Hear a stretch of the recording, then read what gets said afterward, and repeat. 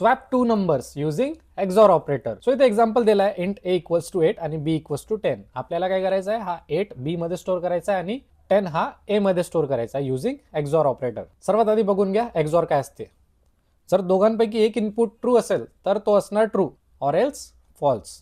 Simple words मध्ये जर दोन्ही सेम असले तर false or else true. So firstly आपल्याला करायचं आहे a equals to a XOR b.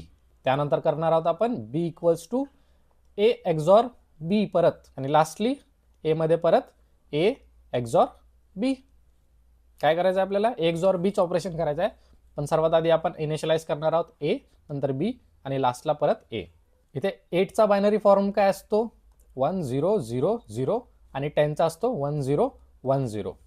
So आपल्याला सर्वात आधी काय करायचं आहे, a equals to a not b, म्हणजे त्याचा सेम असेल तर 0 आणि डिफरंट असेल तर 1.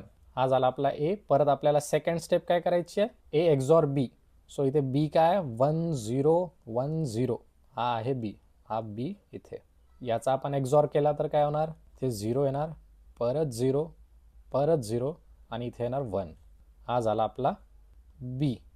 b आता आपला हा आहे. आणि परत आपल्याला थर्ड स्टेप काय करायची आहे, a एक्झॉर b. सो इथे आता a काय आहे, a इक्वल्स टू 0 0 1 0 आणि याचा करायचा आपल्याला एक्झॉर आणि इथे फायनली आपल्याला मिळणार आहे a.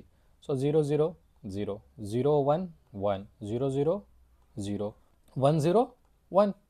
बघा बरं व्हॅल्यूज चेंज झाल्यात की नाही. आपला a झालाय 1 0 1 0, आधी b होता 1 0 1 0 आणि b झालाय 1 0 0 0 म्हणजेच 8. सो आपला b झालाय 8 आणि a झालाय 10.